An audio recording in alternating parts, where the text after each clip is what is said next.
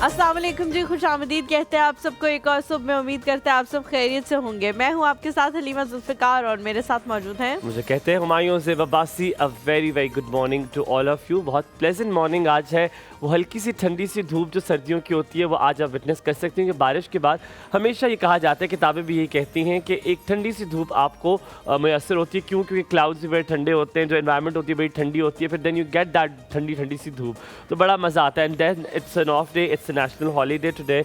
बहुत सारे जगहों पे मतलब कुछ इदारे हैं जिनके जो बहुत सेंसिटिव हैं वो अभी भी काम कर रहे हैं। जैसे पुलिस का एक इदारा है वो काम कर रहा होता है लेकिन हमारी हिफाजत के लिए। Hats off to all of these people. But आज का हॉलीडे नेशनल इसलिए है क्योंकि आज क्रिसमस भी है और आज कायद-ए-आज़म मोहम्मद अली जिन्ना का बर्थडे भी है। क्रिसमस की सबको जो है वो मुबारकबाद। जो भी इस दिन को मना रहे हैं, अल्लाह ताला करे कि उनके आगे आने वाला साल जो है वो पूरा बहुत ही बेहतरीन किस्म का गुजरे। हमारी जब भी पाकिस्तान के हवाले से बात होती है तो हमारा यही पॉइंट होता है कि जो भी लोग इसमें रहते हैं वो आज़ादाना अपनी खुशियाँ अपने मज़हब के हिसाब से मना सकें, और यही हमारा एम भी है। इसी के हवाले से हम हमेशा जो है वो बात भी कर रहे होते हैं।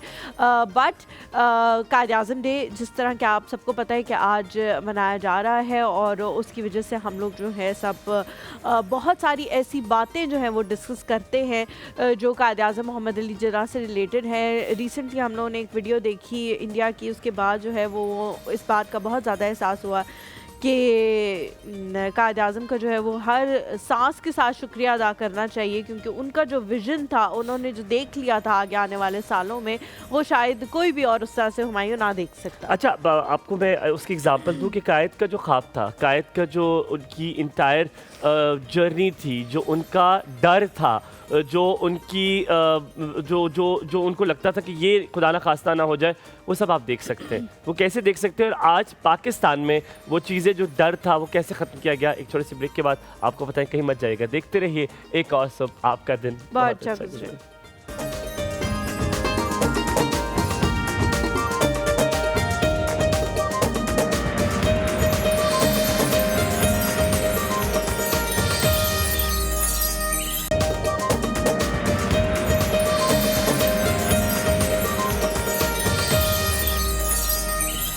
Welcome back after break. आप देख रहे हैं एक और सुबह और लाइव पर ये आप प्रोग्राम मुलाहिज़ा करते हैं हर 10 से लेकर 12 बजे तक। कल मुझे किसी ने कहा नहीं आप 9 बजे आते हैं, मैंने कहा कसम से 10 बजे आता हूँ। So coming back to the topic, हम देख रहे थे कायद-ए-आज़म में जो बात कर रहा था, कायद-ए-आज़म का जो ख्वाब था, कायद-ए-आज़म का जो डर था, कायद-ए-आज़म ने जिस वजह से पाकिस्तान बनाया, वो अब आप बिल्कुल अपने सामने स्क्रीन पर देख सकते हैं। कैसे आपने वीडियोस में देखा, जैसे हलीमा ने भी जिक्र किया कि एक मिनिस्टर, एक स्टैंडिंग मिनिस्टर, एक बच्ची का, एक छोटी सी बच्ची का इनाम देते हुए उसका नकाब उतार रहा है।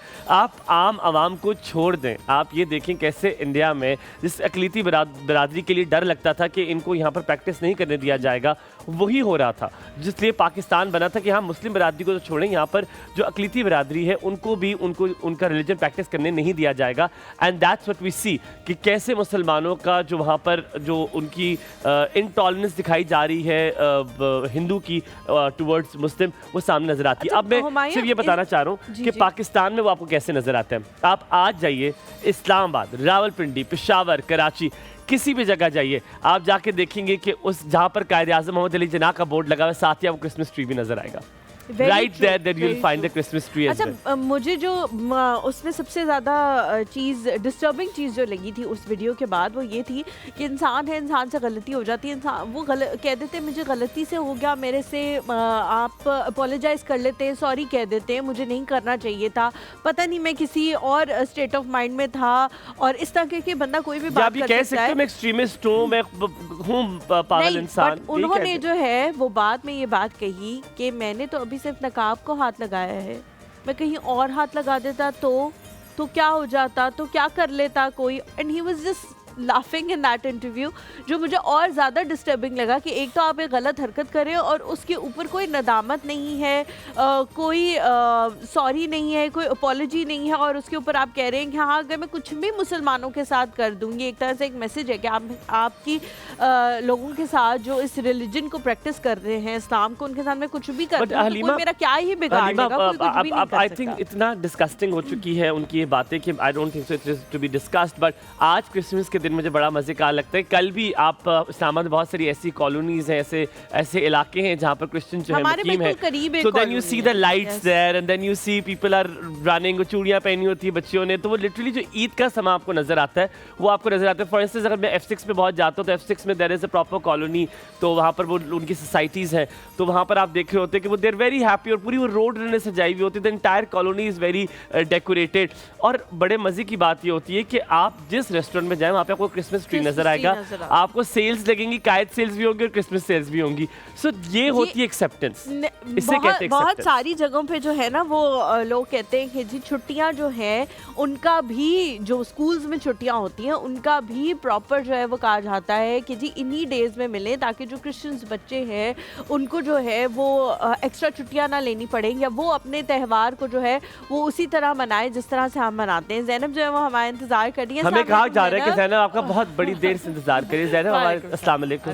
अगर किसी अच्छे इंसान का इंतजार किया होता तो आज जिंदगी में बहुत आगे होती, तो बहुत ज्यादा आगे होती। जरूरी तो नहीं इंतजार ही करता रहे बंदा, मिल भी जाता है वो इंसान अकेले भी आगे बहुत जा सकता है, अकेले भी जा सकता है, लेकिन मैं इंतजार किसी देखो पार्टनरशिप क्यों इंतजार करना है? नहीं, मैं बताता हूँ, पार्टनरशिप अपने लिए काफी है। अब मैं बताता हूँ, अल्लाह ताला ने ना हजरत आदम की जगह हजरत हवा को भेजा था, किसी और को भी भेज सकते थे, उन्होंने उनका पार्टनर भेजा। मैं वहां तक पहुंची। I love what you said. Why not to say it? Why not to say it? What you said is right. अच्छा ज़ैनब, बड़े मजे की बात ये कि जितनी मेरी महदूद नॉलेज है, कल भी लोकल हॉलीडे कर दिया गया है इस्लामाबाद और रावलपिंडी में, बिकॉज ताकि वो ज्यादा उसके साथ कर सके। ज़ैनब, जब भी क्रिसमस आती है you see the roads are empty and then हमारे जो भाई बहन है, जो क्रिश्चियन हमारी कम्युनिटी है, उनको आप देख रहे होते there already there going here and there, parks भरे हुए होते हैं क्रिसमस में, पार्क्स हमारे भरे हुए होते हैं। Do you see that? बचपन में भी देखते थे? बचपन में भी देखते थे, और मैं तो पूरा प्रॉपर बच्चों के साथ इसको सेलिब्रेट करती हूँ और बच्चों को लेके जाती हूँ। जिस तरह से हमारे यहाँ पे G6 वाली साइड, F6 वाली साइड है, वहाँ पे मैं लेके जाऊंगी और उनको दिखाऊंगी कि वो किस तरह से सेलिब्रेट करते हैं अपने इस फेस्टिव को। और अच्छा है कि हम उनके साथ इस चीज़ को हम भी सेलिब्रेट करें और उनकी खुशी में शामिल हों, क्योंकि वो भी हमारी भी खुशियों में उसी तरह से शामिल होते हैं जिस तरह से हमारे त्यौहार होते हैं। ज़ैनब, लेकिन इससे जो है वो कितनी एक्सेप्टेंस आती है, कितनी टॉलरेंस आती है जब शुरू से ही आप उनकी खुशियों में उनके साथ शरीक होते हैं। और इस चीज़ से मैं रिलेट करूंगी कि हमारे जो कायद हैं उनका भी यही मोटिव था कि हम बराबरी और इंसाफ के साथ जो है चीज़ों उन्होंने कहा था everybody was going to obey their religion, they can practice their own religion, that's what doing। हम थोड़ा सा ब्रेक लेते हैं, ब्रेक के बाद वापस आते, कहीं मत जाइएगा, देखते रहिए एक और सुबह आपका दिन बहुत अच्छा गुजरे।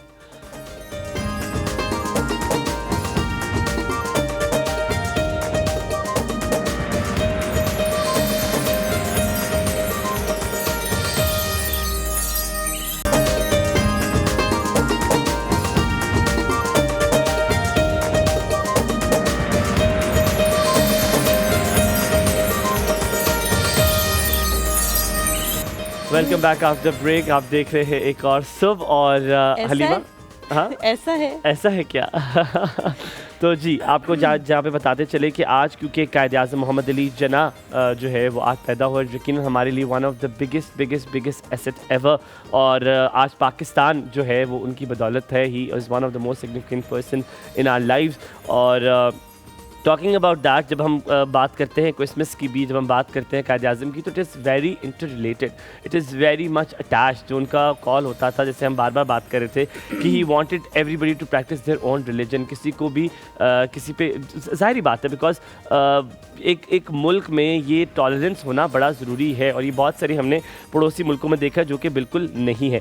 आज इनकी मुलाकात आप सबसे पहले करवाएंगे, ये उस्ताद हैं और पिछले तकरीबन 27 साल से ये अपनी खिदमात सर अंजाम दे रहे हैं। ये बहरिया यूनिवर्सिटी में at the moment humanities and social sciences department में लेक्चरर हैं, और बहुत सारी राउंड टेबल्स कॉन्फ्रेंसेस भी अटेंड कर चुके हैं, और पाकिस्तान के politics, current affairs and Jio strategic significance के बारे में बहुत बात करते हैं। आपको ये भी बताएं कि विजुअली इम्पेयर्ड हैं, लेकिन इनके हौसले बहुत बुलंद हैं। और हौसले बुलंद से ये मैं आपको ज़रूर बताऊं कि इनको भी ये नहीं पता था, जब मैंने भी इनसे कांटेक्ट किया, जो भी मुझे बिल्कुल सुन रहे होंगे, ये मेरे भी उस्ताद रह चुके हैं। मैंने इनसे पाकिस्तान स्टडीज़ पढ़ा है, और one of the nicest finest teachers we ever had. And मेरा बड़ा दिल था कि सर महमूदुल हसन जो है मेरे प्रोग्राम में ज़रूर आए। कल जब मेरी इनसे बात हुई तो मैंने ये जिक्र नहीं किया कि आप मेरे उस्ताद थे। मैं चाह रहा था जब शो पर वो आए तो मैं उनको बताऊं कि आपने मुझे पढ़ाया हुआ है। और भी ज़्यादा अच्छा लगेगा। I am very glad that sir Mahmudul Hasan is with मी।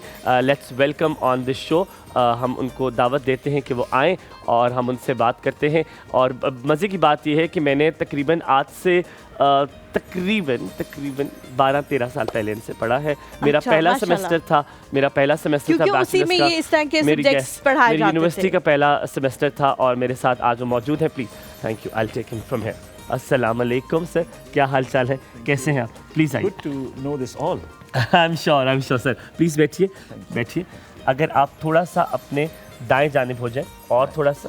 बहुत शुक्रिया सर, सलामत रहे। Thank you so much sir for coming. बहुत अच्छा लग रहा है आज आपको यहाँ पर देखकर, और इससे भी ज़्यादा अच्छा लग रहा है कि आप उस्ताद हैं हुमायूं के।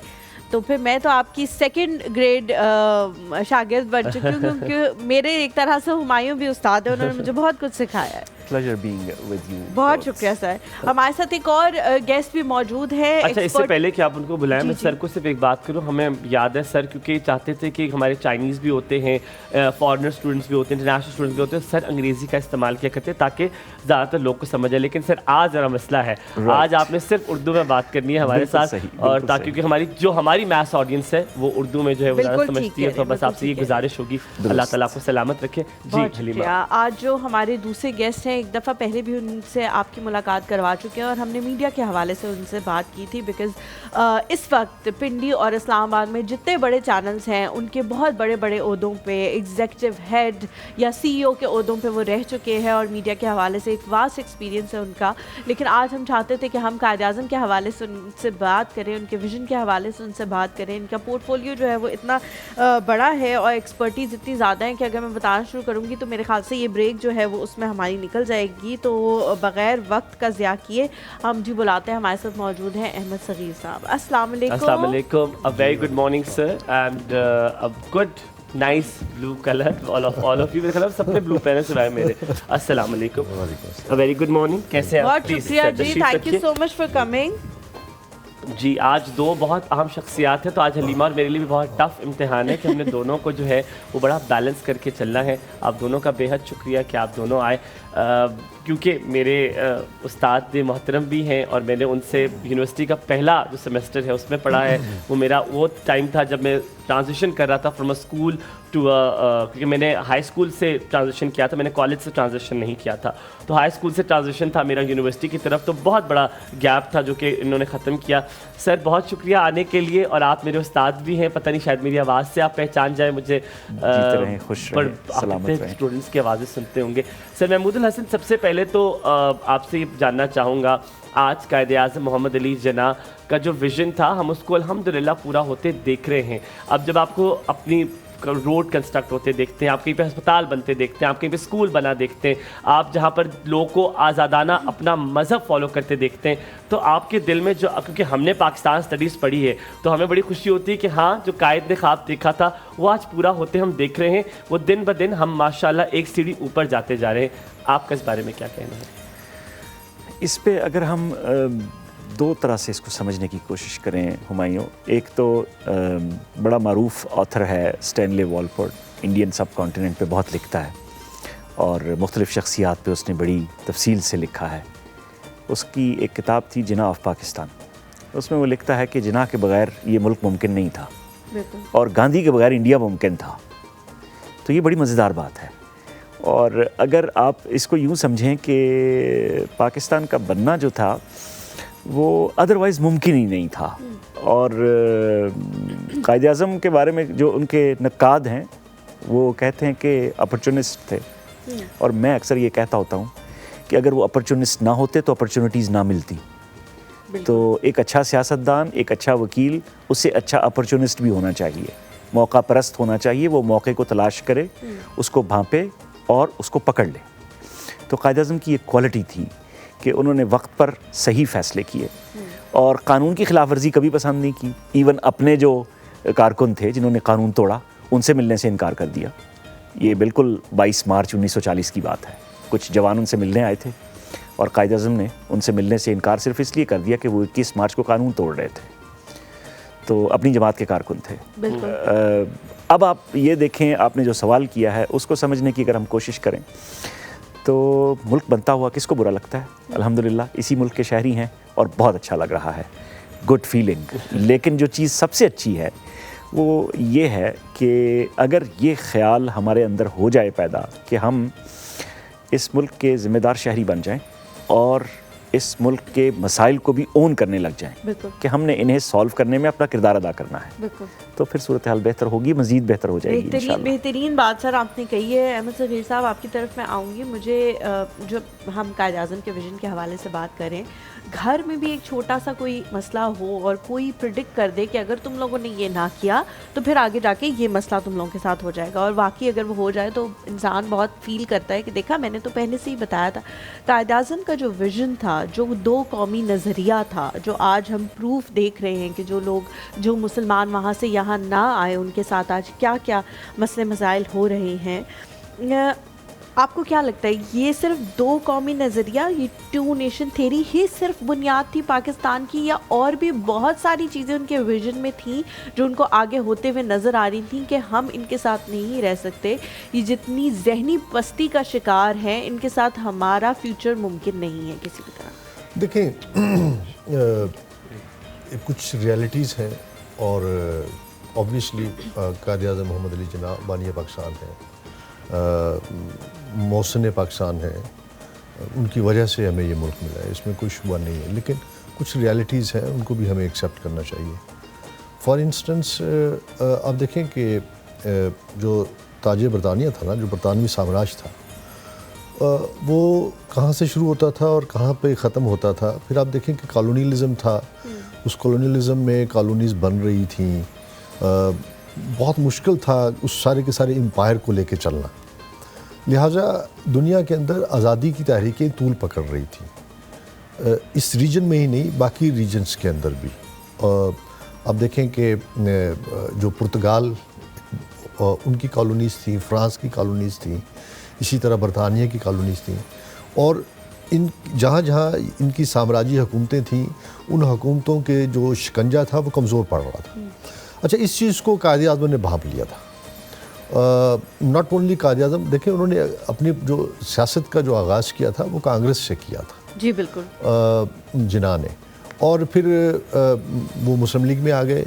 इसका मतलब मुस्लिम लीग पहले बनी थी, जिन्ना ने बाद में ज्वाइन किया था। अच्छा, जो मुस्लिम लीग बनाने वाले लोग थे वो आप देखें, वो नवाब सलीमुल्लाह थे, ये नवाबीन थे जिन्होंने मुस्लिम लीग बनाई थी। उसके पीछे भी बहुत सारी वजूहत हैं, हम उसमें नहीं जाएंगे, ये रियलिटीज़ हैं। लेकिन जो एक चीज़ बड़ी इम्पॉर्टेंट है और जिसको समझना बड़ा ज़रूरी है वो ये कि इसमें कोई शुबा नहीं कि इस रीजन में जो हिंदू अक्सरियत थी वो अपनी माइनॉरिटीज़ को अच्छा नहीं समझती थी, और ये शुरू से ही है। चूँकि हिंदुओं के अंदर भी बहुत सारे क्लासेस हैं, वो मतलब अपने यहाँ वो जो एग्जैक्टली वो जो अपने जो उनकी जो लोअर क्लासेस हैं उनके साथ भी कोई उनका अच्छा रवैया नहीं था, तो अपने उनके अलावा बाकी लोगों के साथ उनका रवैया किस तरह से अच्छा हो सकता था। आप देख लें आज भी जिस तरह जो आपने अपने इंट्रो में भी बात की थी, तो ये बात तो ठीक है और ये तय थी कि यहाँ पे दो बड़ी कौमें आबाद थीं और दो बड़ी कौमों को के दरमियान ना तो मज़हब एक था उनका, ना उनकी माशरत, ना मईशत, ना खाना पीना, रहना पहनना, हर चीज़ मुख्तलिफ थी। लिहाजा इनके दरमियान एक ये फ़र्क जो था ये तज़ादात का बायस बन रहा था। अच्छा, इसको थोड़ा कैश करवाया जा रहा था। आपको पता है साम्राज्य, अब जो एक चीज़ जो बनती है जो थोड़ा सा समटाइम हॉट करती है, और बहुत मोहतात होकर मैं बात कर रहा हूँ, वो ये कि जब बरतानिया यहाँ पे आता है या जब ईस्ट इंडिया कंपनी आती तो उस वक्त हुकूमत मुसलमानों की थी जी। अच्छा, तो फिर वापस भी मुसलमानों को देनी चाहिए थी। उन्होंने बजाय इसके कि मुसलमानों को वो सारी की सारी गवर्नमेंट वापस करते, उन्होंने इसके हिस्से बखरे किए और फिर हमें एक मुल्क उन्होंने जिसका एक हिस्सा एक तरफ था और दूसरा हिस्सा एक तरफ था वो हमें दे दिया, और फिर हमें जिस तरह के मसाइल का सामना करना पड़ा, अल्टीमेटली वो हिस्सा हमसे अलग हो गया। अब ये रियलिटीज़ हैं और इन रियलिटीज़ को भी हमें साथ साथ समझना है। चूँकि हमने गलती हमसे ये हुई है कि हमने जिना को नोट के ऊपर रख दिया है, या हमने उसके मुजस्मे बना दिए हैं, या हमने बस उसको किताबों की हद तक जो है वो महदूद कर दिया, तस्वीरों की हद तक। और जो हमारे मुआशरती उलूम की किताब या हमारी जो है जो जिसमें हमने पढ़ना होता है, जो पाकिस्तान स्टडीज़ है उसके हवाले से, उसके अलावा हम नहीं समझते। सर अहमद सगीर साहब, मैं आप दोनों से एक सवाल है मेरा। हलीमा ने बड़ा खूबसूरत सवाल पूछा, मैं चाहता था आप उसका जवाब भी उसी तरह दें और आप उसी खूबसूरती से उसका जवाब भी दिया। बड़ा हमने उससे मैं लुत्फ़अंदोज़ हुआ, मैंने बड़ा अपने को वहीं वापस ले गए आप जहाँ पर शायद वो दौर था। लेकिन महमूदुल हसन साहब और अहमद सगीर साहब, एक सवाल बड़ा मुश्किल से मैं अल्फाज जोड़ रहा हूँ कि कैसे मैं इसको तरतीब दूँ कि बुरा ना लगे किसी को, किसी की दिल आज़ारी ना हो। ये कायद का पाकिस्तान से लेकर, कायद एज अ मेंटोर लेकर, कायद जैसी शख्सियत को लेकर ये हम कहाँ आ गए। मैं किसी पॉलिटिशियन की बात नहीं कर रहा, हम प्लीज़ हम ना उस तरफ जाएंगे, हम अपने पर जाएंगे। तो कैसे मुझे ये बताएं महमूदुल्लाह साहब, ये अगर आपसे शुरुआत करूँ कि हम यहाँ से शिफ्ट कैसे हुए हैं पैसे पे, कि हमारे मेंटोर्स वो बन गए जो ज़्यादा पैसा कमाते हैं, हमारे मेंटोर्स वो बन गए जो ज़्यादा मशहूर होंगे। हमने मेंटोर्स अपने, हम माँ बाप भी कहते हैं, जैसे ही आप माँ बाप के पास बैठेंगे, माशाल्लाह मोबाइल यूज़ करता है, यूट्यूब पे अपना चैनल है इसका, और इसका अगर यूट्यूब चैनल खोलेंगे तो आपको पहला हार्ट अटैक तो ज़रूर इंशाल्लाह होगा कि मतलब ऐसा यूट्यूब चैनल होगा कि वो टिकटॉक चल रहा होगा, ये हो रहा होगा। हम कैसे वहाँ से यहाँ तक पहुँच गए, ये शिफ्ट कैसे आया? क्या हम बहुत इन्फ्लुएंस हो गए वेस्ट से महमूद हसन साहब? असल में जैसे अहमद भाई ने कहा कि हमने जिना को नोट पे डाल दिया और किताबों में डाल दिया, तस्वीरों को हमने वर्शिपिंग साइड पे ले गए। ऐसा नहीं होना चाहिए था, लेकिन ये हुआ इसलिए शायद कि कौम जो है वो उसने अपने आप को कौम बनने नहीं दिया, या उसके जो इंटेलेक्चुअल्स थे, जो स्कॉलर्स थे, जो दानिशवरान थे, उन्होंने ये फोकस नहीं किया कि वो कौम को बिल्ड करते। ये नेशंस बिल्डिंग प्रोसेस जो है बड़ा लंबा होता है जी, और ये इतनी जल्दी कंप्लीशन की तरफ नहीं जाता। लेकिन बदकिस्मती ये है कि हम उस नेशंस बिल्डिंग प्रोसेस का हिस्सा बने नहीं अभी तक। हमने वो चुन चुन का मुरब्बा जो है वो उसको इकट्ठा करना शुरू किया है और उसमें बहुत सारी जमातें भी बना ली, कई कुछ कर लिया, लेकिन हम अपना जो पॉलिटिकल विज़न था या जो अपना सोशल विज़न था उसकी तरफ नहीं गए। मैं चंद दिन पहले देख रहा था और मेरे लिए ये बड़ी शॉकिंग इंफॉर्मेशन थी कि दुनिया में, पूरी दुनिया में यूनाइटेड नेशंस कहता है कि 17% लोग जो हैं they are people with disabilities. पता नहीं सही है गलत है, लेकिन हमारा डेटा भी ये कहता है कि हमारे मुल्क में भी 27 मिलियन लोग हैं। कहाँ हैं ये लोग? नज़र तो नहीं आते। ये लोग कम से कम प्रैक्टिकल लाइफ में तो नज़र नहीं आते। मैं तो बात पीपल विद डिसेबिलिटीज़ की इसलिए कर रहा हूँ कि मेरा ताल्लुक उसी सेगमेंट ऑफ सोसाइटी से है। अदरवाइज़ अगर आप देखेंगे तो और बहुत सारे जेंडर डिस्क्रिमिनेशन के मामलात हैं आपकी जगह पे, आपके सिस्टम में, और बहुत सारे मसाइल हैं। लेकिन ये 27 मिलियन जिनका कि मैं जिक्र करना चाह रहा हूँ और कर रहा हूँ इस वक्त, ये लोग कहाँ हैं? इनमें से आपको 27 लोग मेरे ख्याल नज़र नहीं आते ऑन स्क्रीन या कहीं मेजर प्लेटफॉर्म्स पे। उसकी वजह यही है कि आपने जो कौमी तशख़्ख़ुस था उसको तोड़ा है, उसको आपने बनने नहीं दिया, और इसमें कसूर हम सब का है। मेरा भी है, मेरे नाजरीन का भी है, और मेरे साथी। महमूद साहब, अब मैं आपको एक बड़े मज़े की बात से मैं ब्रेक लूँगा और मैं इसी बात से वापस आके हम इसको कंटिन्यू करेंगे। शायद हमने अपना बताना शुरू कर दिया कि हम कौन हैं। हम हर कोई इंडिविजुअलिस्टिक, मैं कौन हूँ, हमने लोगों को सुनना ख़त्म कर दिया है। आप जो कहें मुझे फ़र्क नहीं पड़ता, लेकिन मैं कौन हूँ मुझे उससे फ़र्क पड़ता है। मैं क्या हूँ, मैं क्या बताना चाह रहा हूँ। I think we need to have that respect for everybody. थोड़ा सा ब्रेक के बाद वापस हाजिर होंगे, कहीं मत जाइएगा, देखते रहिए। एक और से बात करेंगे नौजवानों की जो शायद अब सुनना पसंद नहीं करते।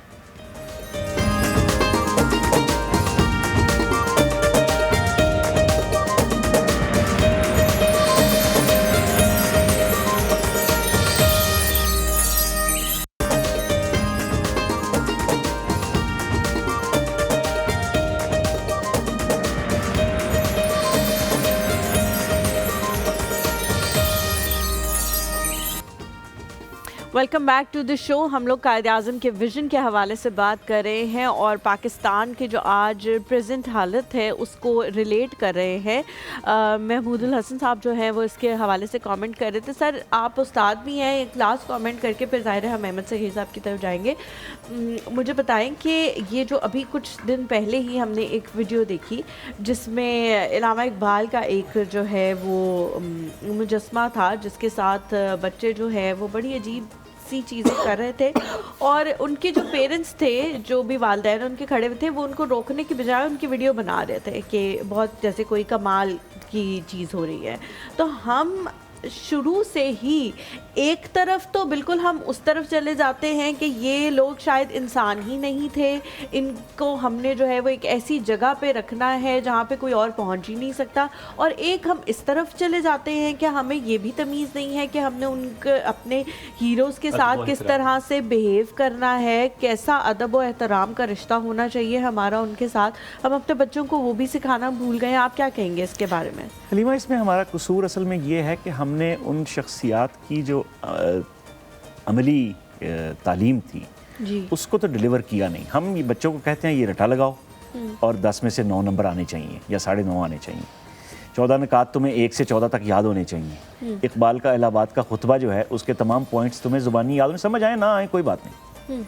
जब तक हम समझाएंगे नहीं, जब तक हम वो मैसेज जो है उसको डिलीवर नहीं करेंगे कि इकबाल जो था वो सिर्फ वो 2 नेशन थ्योरी की बात नहीं करता था, वो तो मल्टी नेशंस की बात करता था कि यहाँ इंडिया में बहुत सारी नेशंस हैं, हम एक लार्ज माइनॉरिटी हैं। और इकबाल ये कहता था कि यहाँ जो विजन रिक्वायर्ड है वो लॉन्ग टर्म प्लानिंग है, उसमें आपको कौम को तरबियत देनी पड़ेगी। और इकबाल जब जवानों से मोहब्बत करता था तो वो उन जवानों से मोहब्बत करता था जो सितारों पे कमन डालते थे, स्पेस साइंटिस्ट थे, जो शाहीन में बसेरा करते थे, पहाड़ों में बसेरा करते थे, उन शाहीनों से मोहब्बत करता था। वो उन जवानों से मोहब्बत नहीं करता था जो जवान अपना स्मार्टफोन से। मैंने पिछले दिनों बड़ी मज़ेदार बात देखी, सुनी, एप्पल का जो सालाना इवेंट था इस साल का, उसमें वो ये कह रहा था कि पिछले 1 बरस में 500 बिलियन सेल्फीज़ खींची गई।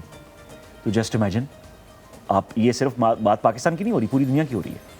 तो जनरली जो डिक्लाइन आया है, और फिर जब मैंने थोड़ा सा डे गेन किया तो वो 500 बिलियन तो सेल्फीज़ थी, टोटल नंबर ऑफ पिक्चर्स जो खींची गई स्मार्टफोन से वो 3 ट्रिलियन थी। तो ये एप्पल का डाटा है, कहीं किसी और की बात हम नहीं कर रहे। तो अगर हम ये रवैये नहीं बदलेंगे तो फिर अल्लाह रहम करे, आज से 20 बरस बाद सिचुएशन बड़ी तकलीफ होगी और बड़ी पेनफुल और बड़ी डिज़ास्ट्रस होगी। इसको बदलने के लिए लेकिन सर मैं यहाँ पर एक चीज़ ज़रूर ऐड करना चाहूँगा, शायद एडवांसमेंट आती है, आप उस एडवांसमेंट को बेहतर तरीके से भी ले सकते हैं। ये नहीं है कि मोबाइल आपके लिए आज़ाब आया है, उसको आप बेहतर तरीके से भी ले सकते हैं, लेकिन हमने की क्यों कसम खाई हुई है कि हमने उसका नेगेटिव वाला सिरा ही पकड़ना है, हमने उसका वो सिरा पकड़ना है जो कि ठीक नहीं है। देखें हुमायूं, टेक्नोलॉजी का इस्तेमाल तो इतना ज़रूरी है कि अगर हम वो भी नहीं करेंगे तो फिर हमें 500 साल पीछे जाके सोचना पड़ेगा, फिर हमें ईस्ट इंडिया कंपनी वाले मामलात को डिस्कस करना पड़ेगा। अब हमें सीपैक की बात करनी है, हमें अब बात करनी है आगे निकलने की, फॉरेन रिलेशंस को भी इम्प्रूव करना है, डोमेस्टिक कंडीशंस को भी इम्प्रूव करना है और टेक्नोलॉजी का सही इस्तेमाल करना है। तो ये जो अभी इस्लामाबाद में रोड कंस्ट्रक्शन का जैसे कि आपने रेफ़र किया, तो ये नए साइंस हैं और अच्छे साइंस हैं, and this is a blessing for us, for all of us and for the generations upcoming। तो टेक्नोलॉजी को छोड़ा नहीं जा सकता। बिल्कुल ठीक है। लेकिन सर मैं I am sorry to cut you off, मैं ज़रा टॉस करूँगा अहमद सगीर साहब के पास यही सवाल। हसनैन मुझे एक सवाल बता रहे थे तो उसी सवाल से मुझे एक जुड़ा हुआ, तो Halima you can ask his question but he give me a question, मुझे उससे बड़ा वो अच्छी लगी बात, मुझे लगा था वो ये भी कहने लगे, लेकिन उसमें ये भी था, क्यों जब भी हमने देखा, हम कायद के पाकिस्तान की बात करते हैं, हम प्रोग्रेस पाकिस्तान की बात करते हैं, हमने देखा पहले जो इजाज़ात हैं, जितनी चीज़ें मुसलमानों ने की, the Muslim community has done it, लेकिन नाउ अब हम देखते हैं कि हम दूर दूर तक क्यों ये शिफ्ट क्यों आ रहा था। और वो ये बात भी कर रहे थे कि 1900 सदी के बाद जितनी भी इजादात आई हैं वो नेगेटिव कॉन्टेशन में लोगों ने ज़्यादा यूज़ किए रात दिन उन्होंने पॉजिटिव में यूज़ नहीं किया। सो ये 2 शिफ्ट कि एक तो इनोवेटर्स चेंज हो गए पहले हम बनाते थे, वो चेंज हो गए। दूसरा, पॉजिटिव की जगह नेगेटिव उसका यूजेज आ गया। MS Raisa, what is your point on that? देखें, जब आपने बगदाद की लाइब्रेरियों से किताबें उठा के निकाल के और उसको दरिया दजला में और दरिया फरात में फेंक दिया, तो फिर ऐसे ही सवाल आना था। जब आपने किताब की बजाय बाकी चीज़ों को, अपने इक़्तिदार को जो है वो अहमियत दी, तो फिर लामहला जो है वो आपकी प्रायोरिटीज़ चेंज हो जाती हैं। देखें, कोई भी रियासत जो है ना वो फ़र्द पे खड़ी है, और फ़र्द की इज़्ज़त जो है वो रियासत को हमेशा से मुकद्दम होनी चाहिए और होती आई है, और बड़े माशरों में हमेशा से ये रहा है। आप बात कर रहे हैं इब्नुल हैसम की, आप बात कर रहे हैं अबू अली सीना की, आप बात कर रहे हैं उन बड़े नामों की जिन्होंने मुसलमानों के अंदर जो है वो बड़ी बड़ी इजादात की, और जिनकी वजह से उस वक़्त के हिसाब से शायद आज आप उसको वो न समझें, या आज की साइंस शायद उसको कुछ उस तरह से प्रायोरिटी ना दे, या आज के नौजवान उसकी अहमियत को उस तरह से उनको इदराक नहीं है, लेकिन बहरहाल वो बुनियाद थी जिसके ऊपर आज पूरी की पूरी जो है वो साइंस चल रही है। बिल्कुल ठीक। लेकिन उस वक़्त की रियासत ने अपने लोगों को बहुत ज़्यादा प्रायोरिटी दी थी। आप ज़रा देखिए कि आपके यहाँ जो डेवलपमेंट का बजट है वो कितना है, आपके यहाँ PhD को कितना ज़्यादा प्रायोरिटाइज़ किया जाता है, उसको प्रायोरिटी दी जाती है। आपके यहाँ जो अच्छे अलूम हैं उसको पढ़ने वाले लोगों के अंदर जो टेंडेंसी है वो कितनी ज़्यादा है, ये आपको सारी चीज़ें देखनी पड़ेंगी। मुझे बताइए, मैं ख़िलाफ़ नहीं हूँ कि अगर कोई बंदा जो है वो किसी मतलब इकबालियात में हमें ज़रूर करना चाहिए, PhD भी करना चाहिए, लेकिन उस PhD के बाद हम इकबाल को तो समझ लेंगे लेकिन हम शायद कब ना बना सकें। तो हमें देखना है कि इस वक्त हमारी ज़रूरत क्या है, क्या हमें आज उन सब्जेक्ट्स की तरफ जाना है जो हमारे सोशल साइंसेस हैं, या हमें उन सब्जेक्ट्स की तरफ जाना है जिसकी बुनियाद पे हम कोई डेवलपमेंट जो है वो कर सकते हैं। ना रियासत को अल्लाह के करम से जो है वो कोई इस किस्म का उनको इदराक है, ना उनकी ज़रूरत है, ना ही लोगों में ये चीज़ है। मैं हैरान होता हूँ कि लोग आते हैं कि किस चीज़ में मास्टर्स किया हुआ है जी, मैंने फ़लाँ सब्जेक्ट में किया, किस में किया, और उनकी कोई रेलेवेंस नहीं बनती। ये ठीक है, अब चूँकि रेलेवेंस नहीं है, हमारे यहाँ लोगों की रुझान ही नहीं है। मैंने नहीं देखा कि जिसको कही कि जी मुझे हम थोड़ा सा डीप ट्रैक होंगे, लेकिन इतनी कोई प्यारी आपने बात कर दी। अगर आप उसकी पूरी CV देखें, आप उसके एजुकेशनल क्रेडेंशियल्स देखें, आपको लगेगा कि रेलेवेंसी कहीं है ही नहीं। मैट्रिक साइंस में कर रहा है जी, और फिर FSC वो कंप्यूटर में कर रहा है, हाँ, और फिर BBA करने चला गया। नहीं, लेकिन जो टेंडेंसी है ना, रीजन है ना वो ये है कि जहाँ जिस तादाद में नंबर आए उधर जिधर मौका मिला मुड़ गए। वो कोई नहीं भेड़ चाल है कि ये नहीं, भेड़ चाल है। भेड़ चाल क्या होती है? भेड़ चाल को मैं ऐसे एलेबोरेट करूंगा कि आप एक बहुत बड़ा बाड़ा है जहाँ पे बहुत सारी भेड़ें हैं और एक छोटा सा रास्ता है और वहाँ से भेड़ गुजर रही है और आपने एक रुकावट खड़ी कर दी है और सारी भेड़ें उसको फलांग के जा रही हैं। अच्छा, थोड़ी देर बाद आपने वो हटा दी है तो अगली भेड़ फिर भी फलांग के जाएगी, हालांकि वो रुकावट नहीं है। लेकिन आप मानने की बड़ी जरूरत है। बट आप देखें कि इस मुल्क में देखिए, भेड़ चाल तब करेंगे ना अगर आप किसको डॉक्टर बनने का शौक नहीं, नंबर अच्छा आ जाए वो तो जरूर जाएगा, आते ही नहीं है। अदर देन दीस सब्जेक्ट्स, एक इशू और है जी, मैं एक मिनट, मैं इसको एक और चीज़ जो बड़ी इम्पॉर्टेंट है, देखें हमारे यहाँ एक वक्त था सब लोग MBS कर रहे थे। मुझे बताएं, अपने इतने ज़्यादा MBS कर दिए, इतने ज़्यादा MBS कर दिए कि MBS की भरमार हो गई। वो एक MBA जो करके आता था, आपका बैंकिंग सेक्टर उसको उचक लेता था और उसको अच्छी सैलरीज देता था। जब आपने MBS की बहुतात कर दी तो वो आपका डिमांड एंड सप्लाई का रूल ही सारे का सारा जो है वो उड़ गया। आपने यहाँ पे चैनल्स आपके 2-4 थे, 5-7 थे, या 10 थे, या 20 थे, या 50 थे, और यहाँ पे हर यूनिवर्सिटी ने मैथ्स काम शुरू कर दिया। इतने मैथ्स कॉमर्स हो गए कि अब उनकी जो है वो ठीक है। अब मुझे बताइए, आपने अगर कोई तरीका बताया होता या कोई आपने स्टैंडर्ड सेट किया होता तो अल्टीमेटली लोग जो है वो मतलब कोई ढंग के सब्जेक्ट भी साथ साथ ले रहे होते ना। तो ये भेड़ चाल नहीं है तो फिर क्या है, मुझे बताइए ना, ये भेड़ चाल ही है ना। मैंने मैथ्स कॉम में एडमिशन लिया तो मैथ्स कॉम का ज्यादातर यूनिवर्सिटीज का जो किस पे मिलता है मेरिट्स था वो 55% था। अगर आपके 55% से ज़्यादा FSC में मार्क्स हैं तो आपको एडमिशन मिल सकता था। फिर जब हमने 5-10 साल बाद हज़ारों की तादाद में बच्चे निकाल दिया तो हमने 70% कर दिया। तो वो जो मुझे था उन्होंने धड़ाधड़ उसमें मुझे बताएं ना, आपके मुल्क में चैनल्स नहीं आ रहे, आपके मुल्क में अखबारात बंद हो रही हैं, चैनल्स बंद हो रहे हैं, आपके मुल्क के अंदर डिजिटल मीडिया का हालत देख लें क्या चल रहा है। तो अल्टीमेटली आपने इतने सारे उनको उठा के डालना जाना कहाँ पे है। ये कौन तय करेगा कि आपके मुल्क में कितने लोग जो हैं उनको इस सब्जेक्ट में जाना चाहिए, कितने लोगों को इस सब्जेक्ट में जाना चाहिए और कितने स्टूडेंट्स को इस सब्जेक्ट में जाना चाहिए।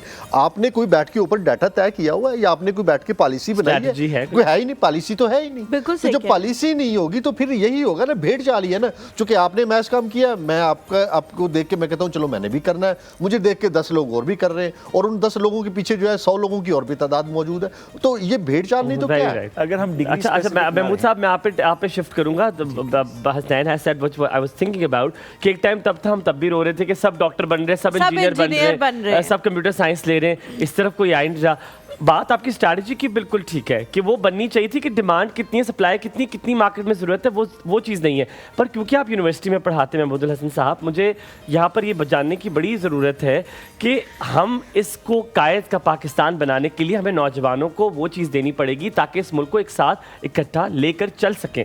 अब वो नज़र नहीं आ रहा, ये नज़र नहीं आ रहा तो कहाँ पे? क्या revision of the curriculum, revision of the institutions, revision of the policies या रिवीजन ऑफ द स्ट्रैटेजीज की ज़रूरत है? ये चारों चीज़ें आपको इकट्ठी करनी पड़ेंगी। असल में होता ये है, गोरा जब पैनाडोल बनाता है ना, या कोविड वैक्सीन आपने लगवाई है तो यूनिवर्सिटीज़ से निकली है। ऑक्सफोर्ड की वैक्सीन मैंने लगवाई थी। तो यहाँ आपने यूनिवर्सिटीज़ को भी वो लैब्स भी नहीं दी, बच्चे को तहकीक और जिसको रिसर्च कहते हैं उसका ज़ौक़ नहीं दिया, उसको जज्बा नहीं दिया, और उस्ताद के हाथ में रिसर्च के लिए कोई स्किल नहीं दी। मैं अक्सर कहता होता हूँ, सर अगर यहाँ यूनिवर्सिटी में वैक्सीन बन गई आप लगवाएंगे? मुझे लगता है आप डर के हमारे लगवाएंगे नहीं, ये तो यहाँ बनी है, ये नहीं लगवानी। आप अपनी यूनिवर्सिटी का मयार वहाँ ले जाएं, मैं लगवाऊंगा। अच्छा, और मैं तो भैया की लगवा लूँगा, मुझे है उस पे तो अच्छी बात। लेकिन उसके बाद आप यहाँ नहीं होंगे। लेकिन आपको करना ये प्रोग्राम नहीं कर रहे होंगे आपको स्ट्रेटजी, पॉलिसी और आपको स्किल्स और रिसर्च ओरिएंटेशन, ये सारी चीज़ें बिल्ड करनी पड़ेंगी। कायद का जो पाकिस्तान था अपॉलॉजीज, कायद जिस पाकिस्तान की बात कर रहा था या जिसको बिल्ड कर रहा था, ये वो पाकिस्तान नहीं था जो आज आपने बना के सामने खड़ा किया है। कायद माइनॉरिटीज़ की को जब सपोर्ट करने की बात करता था तो वो इसलिए करता था कि उसको ये पता था कि माइनॉरिटीज़, हम माइनॉरिटी रह के कितना पिसे हैं, बिल्कुल, और हमने पिछले 200-300 साल में कितना सफ़र किया है। तो अब अगर हम माइनॉरिटीज़ की सपोर्ट लेना चाहते हैं तो हमें माइनॉरिटीज़ को अकोमोडेट करना पड़ेगा, टॉलरेट भी और अकोमोडेट भी। तो ये बुनियादी प्रिंसिपल था डेमोक्रेसी का, टॉलरेंस एंड अकोमोडेशन। वो आपने छोड़ दिया और फिर आपने माइनॉरिटीज़ को, वो मेरे ख्याल 4 या 5% हैं टोटल आपके मुल्क में minorities.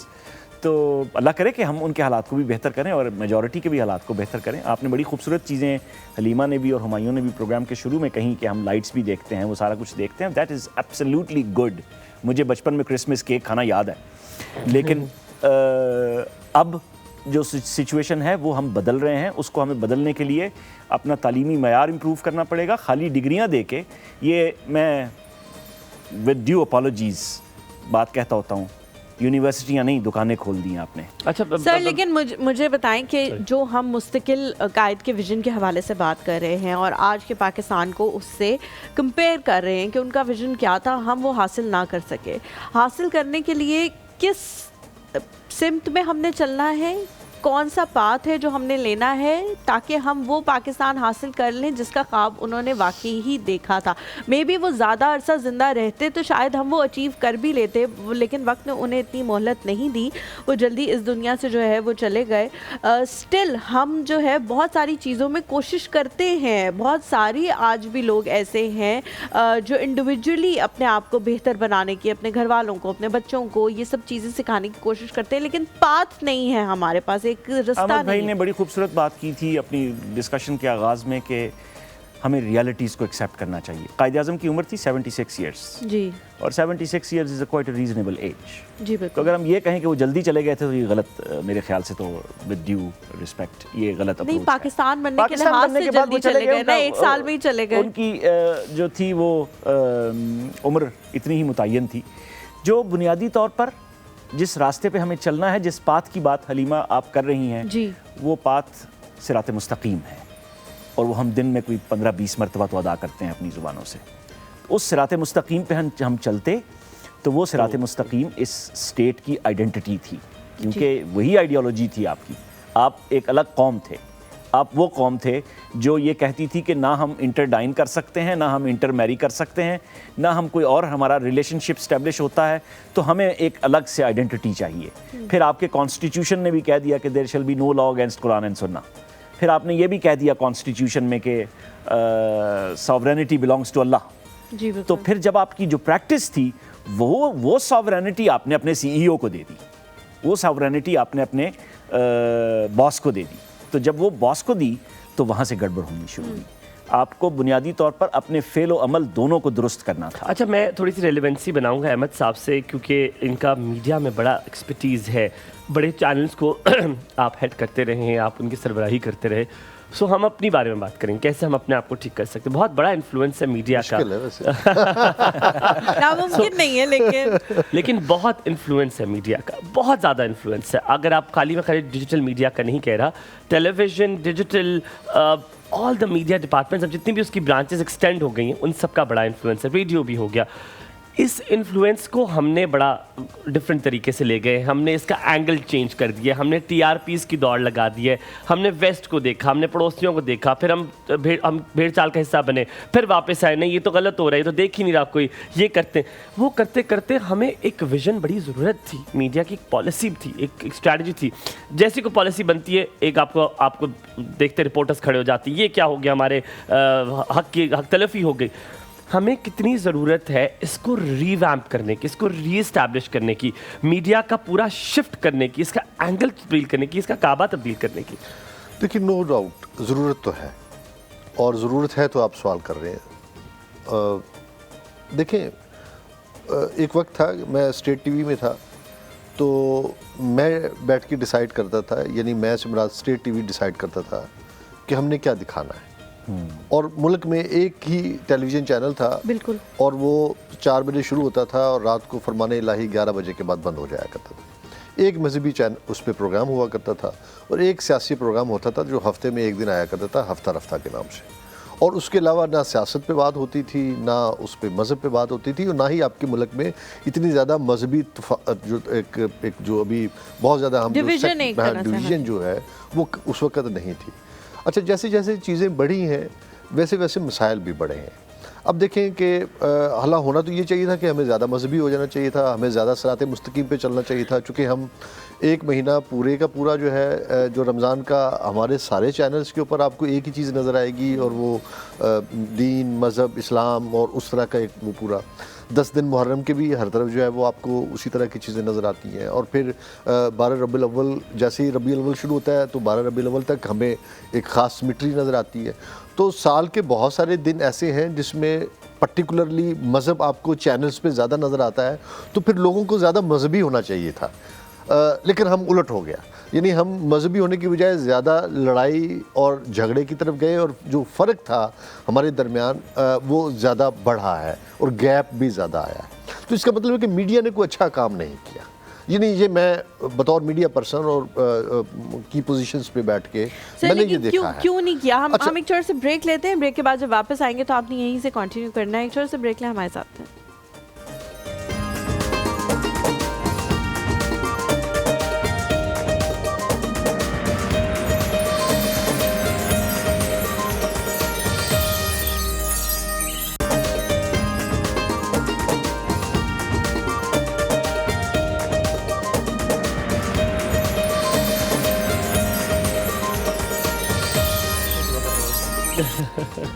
Welcome back to the show. Ahmed Sagir साहब जो हैं वो बड़ी इम्पोर्टेंट गुफ्तगू कर रहे थे, जिसके बीच में हमें अनफॉर्चुनेटली उन्होंने कहा मुझे मेरा एहतसाब करना है।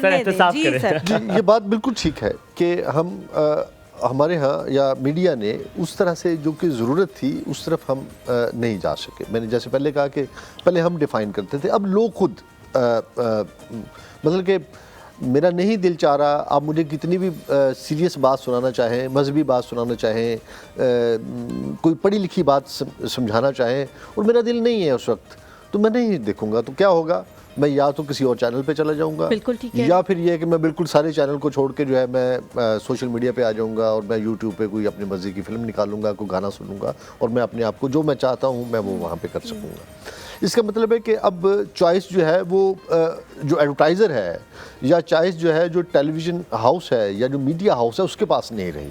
चॉइस जो है वो उनके पास चली गई है, व्यूअर के पास चली गई, यूजर्स के पास। अब जब यूजर्स के पास चॉइस जाएगी तो फिर आपके ऊपर आपकी रिस्पॉन्सिबिलिटी भी बढ़ जाती है, आपका रोल भी चेंज हो जाता है और आपके लिए मसाइल भी बढ़ गए हैं। अब मीडिया जो है ना वो मसाइल का शिकार है, इसीलिए चैनल्स बंद हो रहे हैं, इसीलिए चैनल्स को सस्टेन करना मुश्किल हो रहा है। वो जो ऐड था वो उतना ही था, वो जो हिस्सा मिलता है सबको, अब अगर चैनल्स बढ़ा देते हैं तो वो हिस्सा कम हो जाता है और अगर उसी हिस्से पे रहते हैं तो फिर आपका जो सर्वाइवल है वो मुश्किल लेकिन हो जाता है। चैनल्स अब इस तरह खुल रहे हैं जिस तरह ड्राइविंग लाइसेंस किसी को नहीं मिलता था, कसम खुदा की ड्राइविंग लाइसेंस मुझे लगता है ज़्यादा मुश्किल है अब चैनल का लाइसेंस मिलना। नहीं, लेकिन आप देखें जो खोल रहे हैं। नए चैनल्स, हम किसी चैनल्स का नाम तो नहीं ले सकते, लेकिन उसमें देखें कि जो तनख्वाहें हैं, जो सैलरी पैकेजेस हैं वो क्या दे रहे हैं, तो आप हैरान हो जाएंगे। आप तो बहुत अच्छा ले रहे हैं, मुझे भी पता है इस बात। यहाँ पे अच्छा है, लेकिन बाकी दिल चैनल्स को समझाने के लिए गालिब ख्याल अच्छा है, अच्छा है, अच्छा है, अच्छा है। लेकिन सब देखिए अच्छा। चैनल भी क्या अल्हम्दुलिल्लाह, करे, अल्लाह का शुक्र, चैनल भी क्या करे, अल्हम्दुलिल्लाह। चैनल जो है वो खुद भी देखें, मैं जैसे पहले कह रहा था देखिए ये तो 5 साल हो गए ना हम माशाल्लाह गुड रनिंग।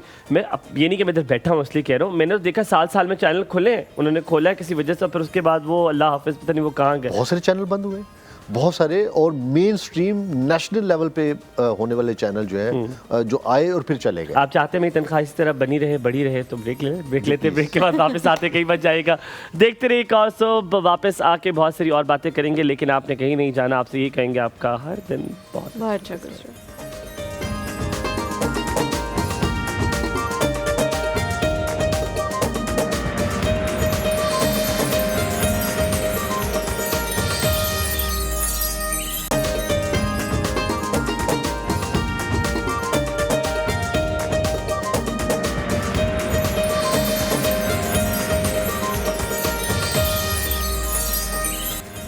वेलकम बैक, खुश आमदीद कहेंगे आपको फिर एक बार एक और सुबह में। और हम देखिए बड़ा एक चीज़ मैं उसका बड़ा एडवोकेट हूँ, वो ये कि अगर घर में कोई मसला होता है तो आप चीखों पुकार कर गली में नहीं निकल जाते, आप अपने घर का मसला खुद हल करते और ठीक करते। जहाँ तक सोशल मीडिया का ताल्लुक है, मैं अपनी ओपिनियन बता रहा हूँ, वो किसी की और सकती है, मैं एडवोकेट करता हूँ इस चीज़ को कि it is very very important कि अगर आपके घर में कोई मसला था, आप सोशल मीडिया पर चीखों पुकार करके अपने मुल्क को बदनाम नहीं करेंगे, आप उसका हिस्सा हैं, यू बिकम अ पार्ट और आप उसको सॉल्व करते हैं। तो ये पॉलिसीज़ जो बनाई जाती हैं कि आप स्टेट अगेंस्ट कुछ नहीं कर सकते, मैं उसके बड़ा सपोर्ट पे हूँ कि you should not be doing it. अगर आपने क्रिटिक करना है तो आप उस राइट प्लेटफॉर्म पे जाएं। सिर्फ वायरल होने के लिए, मशहूर होने के लिए आप मोबाइल निकालते हैं और आप कहते हैं ये जो हो रहा है ये मुझे बिल्कुल पसंद नहीं और ये नहीं होना चाहिए, दैट्स इट। उसके बाद आपकी एक कंटिन्यू वीडियो आएगी, लेकिन आप उसके लिए कुछ कर नहीं रहे होते। महमूदुल हसन साहब, आजकल का जो बच्चा जिसको आप पढ़ाते हैं, ठीक है, उसको ये बड़ा शौक है वायरल होने का। और ये तो मैं कुछ अच्छे लोगों की बात कर रहा हूँ जो शायद मुल्क के इश्यूज़ की बात करते हैं, वो इश्यूज़ की बात ही नहीं कर रहे। अब वो मम्बलिंग वाली एक वीडियो चल रही है, वो उसके बारे में बात हो रही है, और ऐसी जो कि कंटेंट आपको बनाना ही नहीं चाहिए, उसके कोई यूज़ ही नहीं है, it is just for mere fun. हमने फ़न को जो कहते थे ना लाइफ में 1 घंटा या आधा घंटा होना चाहिए फ़न के लिए, वो हमने उस आधा घंटा हमने उसको कर दिया है यूजफुल को, तो हमने 23.5 घंटे कर दिया है फ़न के लिए। आप लोग कॉल में भी शामिल होकर हमसे बात कर सकते हैं, कुछ आप बताना चाहें, पूछना चाहें तो मेरे साथ आज मेरे उस्ताद, और मेरे उस्ताद अब हो गए हैं अहमद सगीर साहब, दोनों। मैं वो हूँ, तुम बड़े उस्ताद हो। तुम बड़े उस्ताद हो, बहुत बड़े उस्ताद हो। ये महमूद हसन साहब भी अक्सर ये जुमला बोल देते थे क्लास में। जी सर बताइए। मुझे ये लगता है हलीमा ने जो क्वेश्चन किया था ना, वो अल्लामा इकबाल वाली वीडियो वाली बात की थी, मैं वापस वहीं चला जाऊंगा जी। आपने अगर कौम को सिखाया होता, वो उसमें हलीमा ने बताया कि पेरेंट्स जो हैं वो उसको वीडियो बनाने में मसरूफ़ हैं, तो वो जो पेरेंट्स थे वो आज के यंग बच्चों के पेरेंट्स जो हैं वो रीज़न हैं और हम रीज़न हैं। हमें अपने आप को पहले अपनी अकाउंटेबिलिटी कर लेनी चाहिए, तो अपने आप को दुरुस्त करेंगे तो अगली जनरेशन्स तक वो मामला। वो अशफाक अहमद साहब बड़ी खूबसूरत बात करते हैं जी कि एक आदमी था, वो कहीं पहाड़ पे चढ़ के उसको खोद रहा था, और इसलिए कि उसके घर तक धूप जाए, और लोगों ने उसको मना किया, लेकिन जब उन्होंने बहुत मना किया तो उसने कहा कि मैं ये इसलिए करूँगा कि मुझे पता है मैं इस पहाड़ को खोद नहीं सकता, लेकिन मैं जब मरने लगूंगा तो मैं ये हथियार जो है जिससे खोद रहा हूँ इस पहाड़ को, मैं अपने बच्चे को दे के जाऊँगा। हो सकता है अगली 3-4 जनरेशन तक मेरे घर में वेंटिलेशन हो जाए। तो ये कॉन्सेप्ट जो है ये बड़ा ज़रूरी है कि ये मुमकिन नहीं है कि आप कोई दरख्त को लगाएं और उसका फल भी आप खुद खाएं। आप दरख्त लगा दें, नेक्स्ट जनरेशन में भी, नेक्स्ट जनरेशन तक ट्रांसफ़र करें और वेट करें। हो सकता है अगली 1-2 जनरेशन तक मामला जो है वो बेहतरी की तरफ जाए। सर हमारी कॉलर वेट कर रही कॉलर जो है वो और आ गई उनसे है। बात तलत करते हैं। आंटी है हमारे साथ। अस्सलाम वालेकुम। वालेकुम अस्सलाम वरहमतुल्लाहि वबरकातुहू। कैसी है तलत आंटी? बेटा अल्लाह का शुक्र है। और आप तीनों बच्चे कैसे हैं? बिल्कुल हम ठीक है, तीनों अल्हम्दुलिल्लाह, अल्लाह का अल्हम्दुलिल्लाह। शुक्र, बहुत शुक्रिया पूछने के लिए। अच्छा, और यौम कायद आज़म मुबारक, आपको भी आपको बहुत भी। मुबारक। क्रिसमस मुबारक। बहरहाल हमारे Thank ये you. है अपने जो है, और आपके दोनों मेहमानों को मेरा सलाम। वालेकुम बहुत शुक्रिया, अस्सलाम, वालेकुम बहुत अस्सलाम। शुक्रिया तलत आंटी। और आज तो वाकई यानी इतनी मुख्तलिफ बातें, इसमें इतने गहरे रंग हैं और इतनी जहतें हैं इसके अंदर जो मैं आप लोगों के प्रोग्राम की सुन रही हूँ। बहुत शुक्रिया। और कोशिश सबसे बड़ी बात ये है कि देखिए, एक बात मैं आपको बता दूं, ठीक है होते हैं, लेकिन अब एक तो ये कि इल्म इस इंसान को शऊर देता है, और दूसरे जब एक उस्ताद जब बात कर रहा होता है ना, तो वो बड़ी खूबसूरत बात होती है। और ज़ाहिर है आपके दूसरे मेहमान हैं, वो भी जो माशाल्लाह तालीम याफ्ता है, तो उसी हिसाब से वो बात चल रही है। बहुत तो आज शुक्रिया, के दिन के हवाले से आप लोगों ने बड़ा अच्छा प्रोग्राम मुरतब किया है। बहुत शुक्रिया तलत और आंटी। इसमें ये कि जाहिर है क्योंकि वो खुद इतनी अच्छी बातें कर रहे हैं कि उसमें सवाल कोई बनता ही नहीं है। और यकीन कीजिए, जो आपके जो माशाल्लाह माहिर तालीम है उनका अपना नज़रिया है, आपके जो दूसरे मेहमान हैं उनका अपना नज़रिया है, लेकिन उनका नज़रिया जो आपके दूसरे मेहमान हैं अहमद सलीम साहब का, वो ये करंट अफेयर से बहुत करीब तर है और वो हकीकतमंदाना बातें कर रहे हैं। वैसे तो और ये सरबराही बहुत नहीं करते रहे अच्छा- चैनल्स मैंने कहा वैसे तो सरबराही नहीं करते रहे इतने चैनल्स की, जाहिर बात है ये होगा तो तभी कर पाए, तभी तो जी, हुक्मरान जी। बन पाए। और आप दोनों भी जो है बराबर पार्टिसिपेट कर रहे हैं। अल्लाह ताला खुश थैंक रखे, यू, अल्लाह ताला। Thank you so much. Allah ताला आपको बहुत शुक्रिया। सलामत रखे। एक नोट के साथ यहाँ पे ब्रेक लेते हैं कि महमूदुल हसन साहब हालांकि बहुत बड़ी यूनिवर्सिटी है, लेकिन सोशल साइंसेज से इनका ताल्लुक है, लेकिन कोई ऐसा स्टूडेंट नहीं है जिन्होंने पाकिस्तान स्टडीज़ नहीं पढ़ी। ये मुझे समझ नहीं आया ये कैसे हो सकता है। एक खास डिपार्टमेंट का ताल्लुक है, लेकिन हम BBA से थे, लेकिन हमने भी सर से पाकिस्तान स्टडीज़ पढ़ी है। ये क्या चक्कर है, क्यों हर किसी ने इनसे पढ़ी है पाकिस्तान स्टडीज़, ये कैसे पहुँच जाते हैं? ख्याल रखे, वापस आते कहीं मजा आएगा, साथ रहे।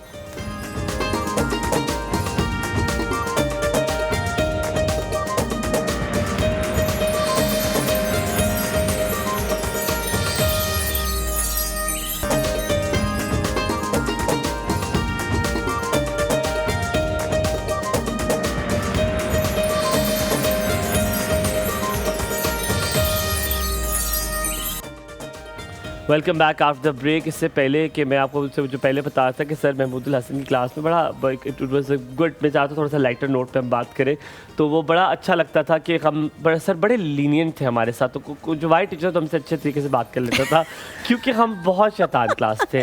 आई अच्छा, थिंक फर्स्ट सेमेस्टर ना एक टाइम भी ऐसा होता है कि उस वक्त आपको एक खुमार होता है कि नए नए आप आए होते हो और बहुत सारे लोग जो है वो उससे पहले कभी को एजुकेशन में नहीं रहे होते, तो वो एक टाइम ऐसा होता है। पर सर अब ये मानेंगे नहीं, सर की एक बात मैं आपको बताऊं, सर अहमद सगीर आप भी सुने, बड़े मजे की वो बात करो। सर ने हमें बड़ा लीनियंट रखा, सर ने मतलब पढ़ाया अच्छा, क्विज भी ठीक हो गए, सब कुछ हो गए, मतलब सब सही चल रहा था, ज़िंदगी अच्छी चल रही थी, हम सब्ज़ बाग में थे। जब सर ने हमें दिए इंटरनल्स और सर जी हमें दिए मार्क्स, मैंने कहा सर ये तो बिल्कुल उसके बरक्स है ये जो आपने हमारे साथ किया है, क्योंकि सर ने वो एग्जैक्ट, हमें लगा सर उधर भी लीनियंट हो जाएंगे पेपर में भी, शायद पेपर में दे देंगे हमें 4-4 5-5 नंबर एक्स्ट्रा, पर सर ने ऐसा, और हमें लगा कि वो इतना प्रॉपर उस तरह नहीं होगा पेपर, जब पेपर ऐसा कोई चेक था कि हमने कहा नहीं, मेरा ख्याल अगर अगले सेमेस्टर में सर आते रहे तो हम लोगों ने बड़ा कोई ध्यान रखना है।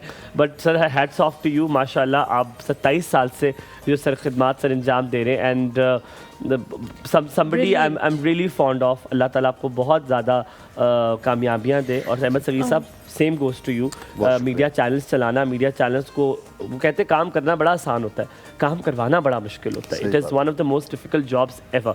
हम काम कराने की बात करें, जो फाइन्स होते हैं, या ले लें या कॉल ले लेते हैं, मेरा ख्याल है। या जी अस्सलाम वालेकुम, अ वेरी गुड मॉर्निंग। या कैसे हैं आप? Very good morning to you and all your guest. देखिए हलीमा को मेरा बहुत सलाम हो। वालेकुम अस्सलाम। आज का दिन हमारे तो मेरे साथ क्या मसला है, मुझे क्यों सलाम ना हो? आपको पहले कर दिया बॉस, आप पहले बॉस आप हैं। थैंक यू, यही सुनना था। अच्छा, ये ज़ैनब बताएं- सुन रही हो? ये बताएं, आपने मेरे बेटे का गाना सुना? ओ यस, मैंने सुना है आपके मेरे भी बेटे का घर जाके गाना। सुना है। बड़ा मेलोडियस बड़ा, गाना है, हाँ। बड़ा मेलोडियस गाना है, बड़ा बस मेलोडियस ये है गाना कि है। अब ना मैं इस्लामाबाद में होता ना तो जरूर मैं कुछ कहता कि मेरे बेटे के लिए आपको चांस बनाए, लेकिन बहरहाल देखिएगा भारत। आप सिद्रा से कहें, क्या कह रहे हैं? सिद्रा से कहें चांस बनाए, सिद्रा इकबाल से कहें तो चांस पे चांस बना दें। सिद्रा इकबाल से एक्चुअली मकसद है कि मैं सिद्रा इकबाल से जरूर कहूंगा, लेकिन वो मुझसे मेरा कोऑर्डिनेट उससे सही हो नहीं पा रहा है। आप मेरी सिफारिश डालें सिद्रा को, हो जाएगा काम। आप एक फोन मारे ना। मैं फोन मार रहा हूँ, तो आप फिक्र न करें। सिद्रा फोन तो खैर माशाल्लाह मुझसे काफी, मैं रेगुलर कॉलर हूँ उसका भी। एनीवे देखिए, बात ये कि आज का दिन हमारे लिए इसलिए इम्पोर्टेंट है कि मैं, अगर मुझसे कोई पूछे ना तो मैं अपने कायदे आज़म को अपने फादर की जगह समझता हूँ, क्योंकि वो फादर ऑफ नेशन वाकई हैं। बिल्कुल सही क्योंकि कह रहे हैं आप ये मैं इसको मुख्तसर करते हैं क्योंकि बहरहाल हमारे लिए एक दिन है। मैं आज भी यकीन करें, कल भी एक पार्टी में बैठा हुआ था, मैंने कहा यार अल्लाह का शुक्र अदा करेंगे आप पाकिस्तान में रहते हैं। जो लोग पाकिस्तान को वो करने की कोशिश करते हैं, मायूसी फैलाने की कोशिश करते हैं, तो मैं हमेशा ये पॉजिटिव वाइब देता हूँ कि आज दो कौमी नजरिया आपको साबित कर रहा है कि बिल्कुल सही था, क्योंकि जो कुछ हो रहा है हमारे हिंदुस्तान में वो हम देख रहे हैं। मेरा सवाल इनसे ये है, देखें हम लोग जो है ना बेसिकली क्योंकि मीडिया का दौर है, हमारे खिलाफ बहुत बड़ा प्रोपेगेंडा किया जाता है, हमारी क़याम पे प्रोपेगेंडा किया जाता है, लेकिन हम काउंटर प्रोपेगेंडा हम नहीं कर रहे होते। बेसिकली हम वही प्रोपेगेट कर रहे होते हैं जो बोल रहे होते हैं।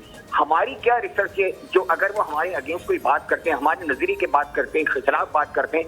देखिए पाकिस्तानी फौज जो है ना वो अपने सरहदों की हिफाजत करती है, वो उनकी जिम्मेदारी है, लेकिन अपने नजरियाती सरहदों की हिफाजत करना हम मुझ समेत सबकी जिम्मेदारी है। तो why we are not doing this? या आपने एक और तरफ जो है हमें डाइवर्ट किया। It's a very good thing to be, thank you very much for bringing this up. Ahmed Sagir साहब, I think I will bring this to you and both.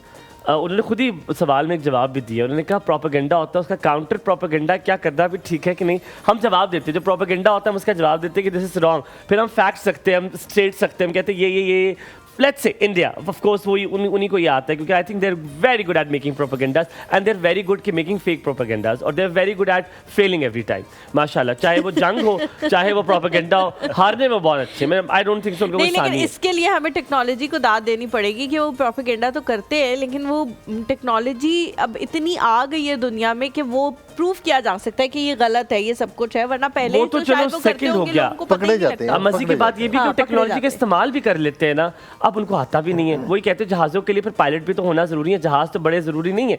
सो हम प्रोपेगेंडे की बात करते हैं, काउंटर जो प्रोपेगेंडा है उसके बारे में क्या कहेंगे? Talat aunty I think has a question something, वो कुछ इनपुट देना चाहेंगी।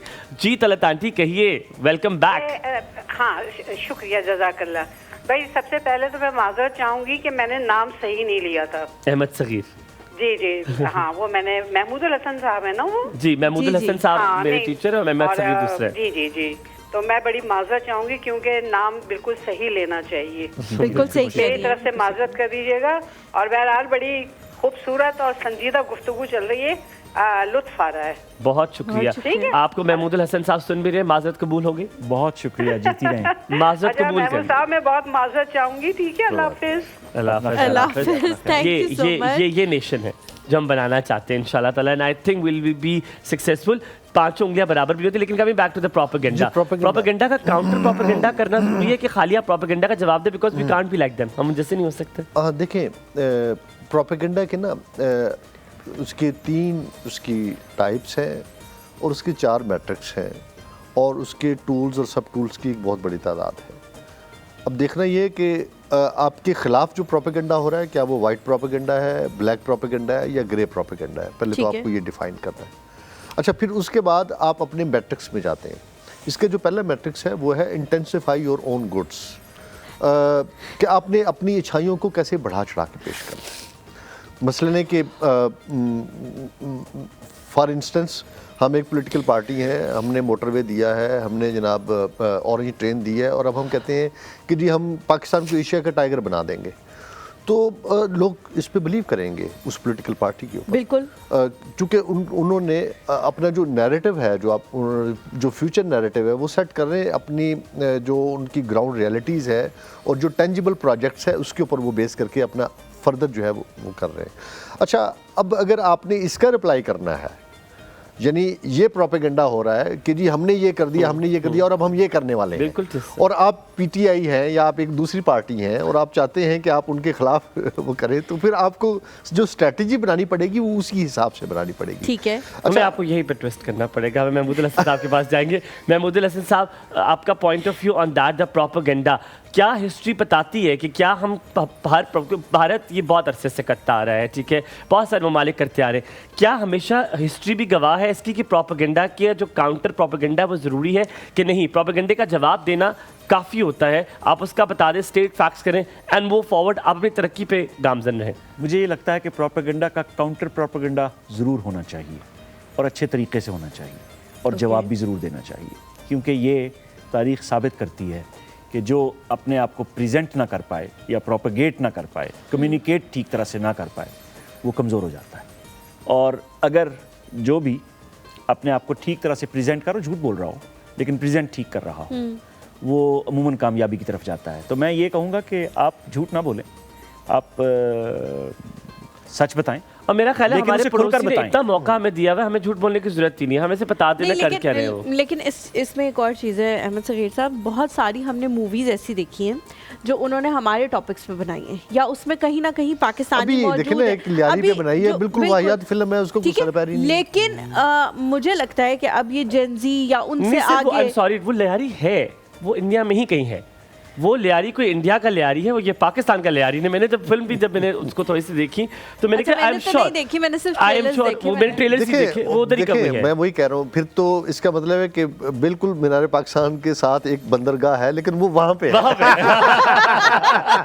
देखो यहाँ पे नहीं है, हमें नहीं मिली, हमें तो आज तक नहीं मिली वो बंदरगाह। मैं कई दफा गया, मैं जाके मीनार पाकिस्तान के इर्द गिर्द वो नालियाँ वालियाँ ढूंढ, आप कह रहे मैं तो पिंडी तक आ गया कि कहीं होगी बंदरगाह, दूर बना दी होगी, लेकिन ना मिली मुझे। लेकिन पिंडी में मुझे नजर आई कि पिंडी में उनके कुछ निशानात मुझे नजर आए, जो भारत की कुछ बाकियात थी वो पिंडी में पड़ी हुई थी। वो जो क्रैश हुआ था वो उनका गिरा था जो कुछ। लेकिन तरक्की याफ्ता कौमें अगर आप देखें तो जो कोल्ड वॉर का दौर है, जो हमारा बचपन था, मैंने देखा अमेरिका और रूस के दरमियान, आपने भी बहुत सारे लोगों ने पढ़ा और सुना होगा, तो वो जो अमेरिका और सोवियत यूनियन के दरमियान जो कोल्ड वॉर चल रही थी, उस वक्त रेडियो मॉस्को और वॉइस ऑफ अमेरिका, ये दो चीज़ें थी जो पूरी दुनिया में फैले हुए थे, और दोनों झूठ बोल रहे थे और दोनों सच बिल्कुल नहीं बोल रहे थे, लेकिन वो प्रोपेगेट हो रहा था, सुना जा रहा था। लोगों के अंदर ये खौफ तारी था कि कहीं रोनाल्ड रेगन या सीनियर जॉर्ज बुश या गोरबाचॉफ वॉशरूम में जाते वक्त अपनी वो जो एटम वाली मॉनिटरिंग है उसके ऊपर साथ लेके जाए या ना लेके जाए, या कोई गलती से ना उसके बटन को ना दबा दे। देखिए इसमें ना ये खौफ था। हाँ, इसमें एक चीज़ ऐड करूँगा, प्रोपेगेंडा में एक बात ये भी है कि आप इतना झूठ बोलो, इतना झूठ बोलो कि वो सच लगने लगे। यानी अगर 365 आपने मुझे समझाना, मैं कॉलर लेता हूँ, आपने मुझे समझाना है क्या क्या बात है। हाँ। हम यहाँ पे कॉलर लेते हैं, कॉलर कराची से, कराची से, क्या हाल चाल है, कौन बात कर रहा है, कहाँ से? लग रहा है मैं रेडियो का शो कर रहा हूँ, इससे करते तुम, कौन कहाँ से बात कर रहा है? उन्होंने कहा कॉल ड्रॉप हो गई। लेकिन जो बात मैं कर रही थी कि इंडिया जो है, जो आपने ही उसका जवाब दे दिया कि इतना झूठ बोलो कि वो सच लगने लगे। डोंट यू थिंक कि अभी जो किताबें हैं वो ऑब्सोलीट होती जा रही हैं, बहुत सारे लोग नहीं पढ़ना पसंद करते, बच्चे पढ़ना नहीं पसंद करते, तो जो मूवीज़ हैं वो अब रहेंगी कुछ अर्से तक, तो हम देखते रहेंगे। आपको नहीं लगता कि हमें भी इस तरह की मूवीज़ बनानी चाहिए? मैं प्रोपेगेंडा वाली बात कर रही हूँ, जिसमें हम अपनी साइड ऑफ स्टोरी बताएं, क्योंकि बच्चे जो है वो देखेंगे और वो ये भूल जाएंगे कि ये झूठ है, ये असल नहीं है, वो उस पर एक मे भी यकीन करना शुरू कर दें। ये बात आपकी बिल्कुल दुरुस्त है। जब हम इसका जवाब नहीं देंगे तो फिर जो चीज़ मौजूद है वही देखी जाएगी और उसी पे लोग जो है वो ज़्यादा कान धरेंगे और उसी पे ज़्यादा यकीन किया जाएगा। देखें हलीमा, किताब की जगह पीडीएफ ने ले ली, ठीक, ओसीआर ने ले ली, लेकिन हाँ, किताब की अहमियत रही। हाँ, बट ये कि किताब अब पढ़ी नहीं जाती, सुनी जाती है। बल्कि अब जो लिसनिंग बुक्स है, आप देखें कि बड़ी बड़ी लाइब्रेरीज जो है वो कन्वर्ट हो गई हैं। ट्रांजिशन, ये एक फेज चल रहा है जिसमें चीज़ें चेंज हो रही हैं। बिल्कुल ठीक है कि एब्सोल्यूट हुई है किताब, नहीं वो ख़त्म हो गई, लाइब्रेरीज ख़त्म हुई, किताब छपने ख़त्म हो गई हैं, किताबों को जो छापने वाले छापा घर थे जो वो अब वैसे नहीं रहे। पब्लिशर्स जो है वो आप देखें सड़कों पे आ गए, बड़े बड़े पब्लिशिंग हाउस जो है वो बंद हो गए हैं। लाहौर में देखें कि आपको पूरा उर्दू बाज़ार था, अब उर्दू बाज़ार सुगड़ के जो है वो छोटा सा रह गया है। तो ये बात दुरुस्त है, लेकिन अच्छा, मैं यहाँ पे ब्रेक लूंगा, फिर आप यहीं से कंटिन्यू करेंगे। लेकिन मेरी जो जाती राय है, मुझे लगता है मूवीज़ बनाने की जरूरत नहीं, क्योंकि हमारे पास रियलिटी पड़ी हुई है जो आप देख सकते हैं मूवीज़ के तौर पे। आप मूवीज़ बनाएं क्योंकि आपके पास कुछ नहीं है, आपके पास रियलिटी नहीं है, क्योंकि हमारे पास तो आपके हारी हुई जंगें हैं, हमारे पास वो आपके जो बकायाजात रह गए वो पड़े हुए, आपके पास ऐसा कुछ नहीं है। तो आप मूवीज़ बनाएं, उसी से खुश हो जाएं, वही देखा करें, बार-बार लगाएं, खुश होएं। वापस आते हैं।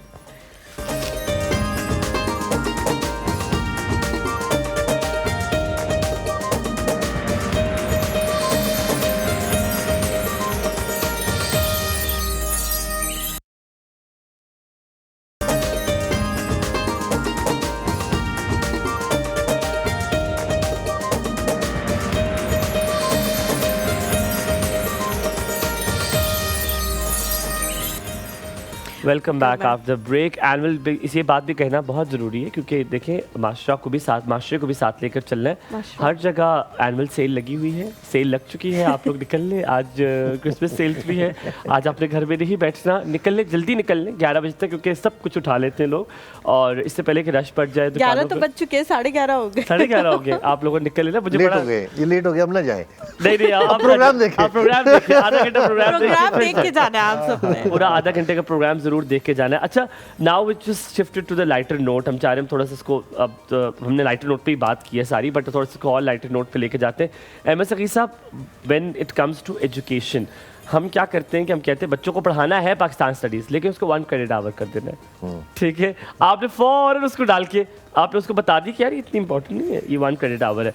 आपने कोई और तालीम, कुरान की तालीम दी, इसको 1 क्रेडिट आवर कर दे रहे, नॉट कंपल्सरी, लेकिन दिखना चाहिए कि हो रहा है। सो कितना ज़रूरी है, कितने अरसे से बात कर रहे हैं करिकुलम चेंज की, ताकि इस मुल्क में जवानों ने चेंज करना है, हमारी ज़्यादा तादाद ही जवानों की है। कितना ज़रूरी है इसको चेंज करने की, ना हो कि अब बात नहीं होनी चाहिए, अब पॉलिसी नहीं बननी चाहिए, अब इम्प्लीमेंटेशन होनी चाहिए। देखिए, हमारी ये बहुत बड़ी बदकिस्मती है, हमारे यहाँ पैरेलल एजुकेशन सिस्टम चल रहे हैं। ये जिसकी आप बात कर रहे हैं, ये जो पढ़ाई जाती है, ये भी बहुत थोड़ी जगहों पे पढ़ाया जा रहा है। अब तो बहुत सारे ऐसे जो एजुकेशन सिस्टम्स हैं, वहाँ पे ये चीज़ें वैसे ही मादूम हो गई हैं, या ख़त्म हो गई हैं, या एब्सोल्यूट हो गई हैं। मतलब मुझे नहीं पता कि ओ लेवल्स में या ए लेवल्स में क्या मुतालिया पाकिस्तान उस तरह से पढ़ाया जाता है। होता है, मैंने पढ़ा हुआ है, बड़ा कितना पढ़ाया जाता है, बहुत ही बेसिक होगा, और वो भी उनकी मर्जी का, शायद को हमारी मर्जी की चीजें उसमें। नहीं, it is written by an author of Pakistan. Okay, और पाकिस्तानी ऑथर्स होते हैं, मेरे ख्याल में फरखंदा नूर मोहम्मद है शायद जिन्होंने लिखा है, if I am not wrong, वो लिखती हैं उस किताब को, और it is very pertinent. But आपका वो बात बड़ी भी ठीक है कि हम ना दो पैरेलल सिस्टम को साथ, अमीरों के लिए अलग और गरीबों के लिए अलग। मतलब कि मुझे इसलिए कि जो टाट वाले स्कूल में या जो सरकारी स्कूल में है, उसके लिए मुताला पाकिस्तान सबसे ज़्यादा ज़रूरी है। बिल्कुल सही कह रहे हैं, उसके टीचर मारते भी सबसे ज़्यादा है, हाँ। उसको पनिशमेंट सबसे ज़्यादा मिलती है, और वो एग्जैक्ट चीज़ें जो है वो याद करनी बड़ी ज़रूरी है। अच्छा, यहाँ पे सरकारी स्कूल वाले की प्रायोरिटी मैथ नहीं है, फिजिक्स नहीं है, उसकी प्रायोरिटी मुताला पाकिस्तान, माशरतुल्लूम माशरे का इल्म, जिसमें मैंने सही प्रोनाउंस किया, मुझे पता तो है। लेकिन वो जो बात हुमायूं ने कही है कि हम लोग निसाब के हवाले से बात करते हैं कि फ्यूचर पाकिस्तान का ऐसा होना चाहिए, ये वो, लेकिन निसाब चेंज नहीं हो रहा। मुझे जो याद है, जब मैंने पढ़ी थी माशरती इल्म, उसके अंदर जो हमारे यहाँ बताया जा रहा था कि आपके यहाँ ये फसलें मौजूद हैं, तो उन फसलों के अंदर फॉर सपोज कपास है, कपास की जो फसल डिटेल्ड होती थी बहुत ज़्यादा, और इवन ये कि मशरकी पाकिस्तान की भी चीज़ें उसमें लिखी हुई थी कि जब मशरकी पाकिस्तान होता था तो उसमें ये होता था, और पाकिस्तान की जो कुल ये हम प्रोडक्शन थी वो इतनी थी, जो कि ख़त्म भी हो चुका है, लेकिन हमने उसको रिवाइज नहीं किया ना सिलेबस को। तो वो चीज़ें जो है वो कब चेंज होंगी कि हम उन फ्यूचर की तरफ चेंज डालनी भी अब जरूरी तो है ही नहीं। देखिए, पहले तो सबसे पहले ये है कि आपको जो पढ़ाने वाले हैं ना, ये सब्जेक्ट इतने खुश्क, इतने ड्राई से हैं कि स्टूडेंट्स अमूमी तौर पे इसमें दिलचस्पी नहीं लेते जी। अच्छा, जो पढ़ाने वाले हैं वो भी रट्टा सिस्टम के ऊपर उनका ज़्यादा इन्हसार होता है। अच्छा, उसकी वजह क्या है? मैंने बहुत इसके ऊपर सोचा है और बहुत बात की है, और बहुत जगहों पे बैठ के मैंने इसके ऊपर मतलब मैं अपनी कमेंट करता हूँ। हमारे यहाँ जो टीचिंग है वो प्रायोरिटी नहीं है। माँ बाप की अपने बच्चे को लेके जो सबसे पहली प्रायोरिटी होगी वो ये कि मेरा बच्चा इंजीनियर बन जाए, या उस्ताद बन जाए, या डॉक्टर बन जाए। अच्छा, इंजीनियर डॉक्टर के बाद जो बच जाएगा वो वकील बन जाएगा या कोई और जो पैसे कमाने वाली जो जगह है वहाँ पे चला जाएगा? अच्छा, उसके बाद जो है वो कोई सहाफ़ी बन जाएगा या कोई उस तरह का बन जाएगा? अच्छा, इसके बाद जो है या इसमें आप बैंकिंग भी डाल लें, इसमें आप कंप्यूटर साइंसेस भी डाल लें, ये वो भी प्रायोरिटी है शायद, वो सेकंड या थर्ड। अच्छा, मैं बस इसको ख़त्म कर रहा हूँ। अब जो नहीं कुछ कर सकता ना, जो बिल्कुल रह जाएगा, वो कहता है चलो मैं टीचिंग कर लूँ।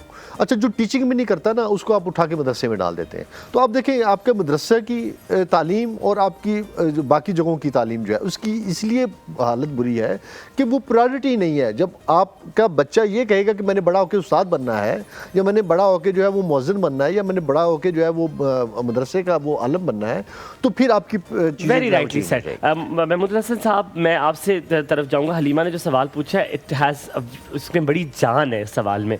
हमने क्यों पाकिस्तान के बारे में नहीं बता रहे, हम बिजनेस कैसे चलेगा हम उसके बारे में बता रहे हैं, हम ये बता रहे हैं कि मेडिकल में कैसे क्या field. Let's talk about Pakistan की मेडिकल फील्ड में कहाँ कमियां हैं। लेट्स टॉक अबाउट क्रॉप में, हम एग्रीकल्चरल, हमारा एग्रीकल्चरल कंट्री है, हम वहाँ पर कहाँ स्टैंड करते हैं। आप वहाँ पे जॉब अपॉर्चुनिटीज़ हैं, इसको बेहतर करेंगे तो आपका मुल्क ज़्यादा बेहतर होगा, इसको क्रिएट करें। ये इतना अच्छा सवाल है। आई थिंक थिंक टैंक को ये सोचना चाहिए कि बुक्स में ये लेकर आए, क्रॉप कितनी है, राइस में कमी क्यों आ रही है, वेदर्स कैसे हैं, ये जो ग्लोबल वार्मिंग हो रही है इससे क्या फर्क, ये चीज़ें कितना ज़्यादा इंपॉर्टेंट है। हो ये रहा है असल में कि आपने जो कंटेंट बिल्ड करना था, वो कंटेंट बिल्ड करने में आप नाकाम इसलिए हुए हैं कि आपने वो डिपार्टमेंट उन लोगों के हाथ में दे दिया जो सोसाइटी का सबसे नालायक तबका था, जिसकी तरफ अहमद भाई ने इशारा किया। तो जब आपने वो रैंकिंग डेवलप की, तो उस रैंकिंग के अंदर जो सबसे नालायक तबका था, उसको आपने फिर अथॉरिटी वो दे दी कि वो उस कंटेंट को बिल्ड करे। तो अगर आप ये डिसाइड कर लेते कि आपने उस्ताद की इज़्ज़त तो सिर्फ करनी थी, वो तो चलें आप करते हैं, आज भी करते हैं, लेकिन आपको उस्ताद को वो स्टेज भी देना था जहाँ से वो बिल्ड करता सिस्टम को, और उस्ताद भी वो बनाना था जो वाकई उस्ताद होता। तो ये रवैयों की तब्दीली हम तो लगता है हमारी, अब तो किसी की ओपिनियन भी ना सुनी जरा। अब मैं सॉरी टू से, आई एम वेरी अपोलोजाइज, मैं कोई टीचर्स के साथ काम भी करता हूँ, 10 टीचर्स बैठे हुए ना, तो अगर किसी एक की ओपिनियन को तक़वियत मिल जाएगी ना, लिटरली द सेकंड और थर्ड वन विल बी, उसको होगा ये इसकी ओपिनियन को मिल गई है, हम ये नेशन बन गए कि हमें होता है कि हमारी बात सुनी जाए और उसको माना जाए। तीसरे की बात को इतनी ज़्यादा तक़वियत मिल जाए, ये बड़ा मसला कि डिग्रीज की बुनियाद पे आप ये फैसले कर रहे होंगे ना। अगर आप ये फैसले इल्म की बुनियाद पे नहीं करेंगे, डिग्रीज की बुनियाद पे करेंगे, अगर आप ये फैसले करेंगे किस आदमी ने कितने पेपर्स लिखे हैं, किस आदमी की कौन सा असिस्टेंट प्रोफेसर है, कौन एसोसिएट प्रोफेसर है, कौन अपने मौजू पे ठीक राय रखता है, ये अगर वेट नहीं डेवलप करेंगे तो फिर बात नहीं बनेगी। सर आए किचन में चलते बात बनेगी जब कुछ खाएंगे, और जब कुछ खाए पिएंगे तब बड़े होंगे, और बड़ा होना बहुत ज़रूरी है ज़िंदगी में। लेकिन आज बड़े होने के लिए, आज मुझे लगता है पेट बड़ा होने के लिए हमने काम करने के लिए किया। आज हम कद में बड़े नहीं होंगे लेकिन पेट जरूर होगा। सर आगे स्टेप है, देखिएगा। बिस्मिल्लाह। चले, तो आज जो पेट बड़ा करने के लिए आज हमें ब्राउनीज का इंतखाब किया गया, और ब्राउनीज के ऊपर जो लगाई हुई हैं चीज़ें वो और भी ज़्यादा खूबसूरत लग रही हैं। Oh, that's so cute. और मेरी क्रिसमस भी लिखा हुआ है। हैं, इनको जो है फाउंडेंट के ऊपर पेस्ट किया जाता है। नहीं है? हाँ, एडिबल है। और इस पे ये होता है कि इसमें ना ये बहुत ज़्यादा स्वीट होता है, तो ये जो ब्राउनी है उसके साथ बड़ा मैच ये जो है वो कर जाता है। अच्छा, कुछ लोग होते हैं जैसा हम कहते हैं ना कि बहुत ज़्यादा स्वीट है, तो कुछ लोग होते हैं वो खाते ही हैं। और मैं एक दिन बड़ा वो हैरान हुई थी, तो मेरे बाबा कहते हैं हम इतनी बड़ी बड़ी ये चीज़ जो है ना वो बचपन में खा जाते थे, फ्लावर बना हुआ होता था फॉन्डेंट का। मुझे नहीं पसंद, मुझे भी नहीं पसंद, डोंट लाइक इट। ज़ैनब, आपकी ब्राउनी तो चलो अच्छी होगी। ज़ैनब डिश बहुत अच्छी है, कहाँ से ली है? देखने में भी मजे की है, पिछले दिनों देखने की भी नहीं, अभी रखो। पिछले दिन मैं यही बताया थी कि यही मैंने परचेज की थी। कितने की? ये ऑलमोस्ट 3200 की, 3200 की। किसी शॉप से क्या?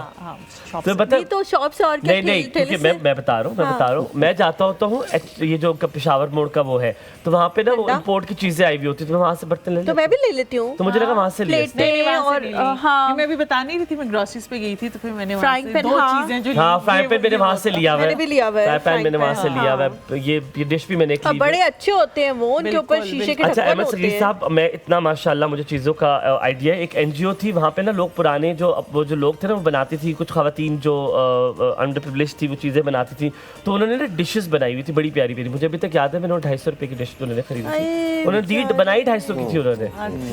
देखिए हमारे यहाँ होम इंडस्ट्री तो खत्म हो ही गई है, तो जी रेसिपी की तरफ आ गई है। मैं ये रेसिपी बता देती हूँ यहाँ पे ब्राउनीज़ की। यहाँ पे आपके पास ऑप्शनल है कि आप नट्स यूज़ कर सकते हैं, हेज़लनट, पीनट्स या बादाम आप यूज़ कर सकते हैं अपनी हिसाब से, जितना भी आपको नटी ब्राउनी चाहिए। अगर आप स्किप करना चाहें तो आप स्किप भी कर सकते हैं। ठीक है। यहाँ पे डार्क या मिल्क चॉकलेट दोनों आप यूज़ कर सकते हैं, जिस तरह से आपको फ्लेवर पसंद है। 200 ग्राम आपने लेना है। बगैर नमक के जो मक्खन मिलता है वो आपने 100 ग्राम इसमें यूज़ करना है, अनसॉल्टेड। और अंडे जो है इसके अंदर 2 अंदर जाएंगे। अच्छा, ये सारी चीज़ें जो है ना रूम टेम्परेचर पे होनी चाहिए।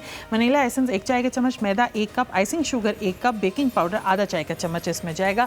इसका प्रोसीजर मैं बता देती हूँ कि सबसे पहले आपने मक्खन और चॉकलेट को मेल्ट कर लेना है माइक्रोवेव ओवन में, और फिर उसके बाद आपने उसको बहुत अच्छे से मिक्स करना है। फिर अंडे डालने, अंडे बिल्कुल गरम गरम आपने मिक्सचर में नहीं डाल देने, अंडे फिर पक जाएंगे, कडल से बन जाएगी। आपने थोड़ा सा टेम्परेचर डाउन होता है चॉकलेट और मक्खन का, तब आपने अंडे इसके अंदर डाल देने और फिर उसको बहुत अच्छे से मिक्स करना है। उसके बाद आपने जो ड्राई इंग्रेडिएंट्स हैं जिसमें मैदा, बेकिंग पाउडर और आइसिंग शुगर वो डालनी है, और हैंड बीटर यूज़ करने की जरूरत नहीं, विस्क से भी आप बड़े आराम से या स्पून से आप मिक्स कर सकते हैं।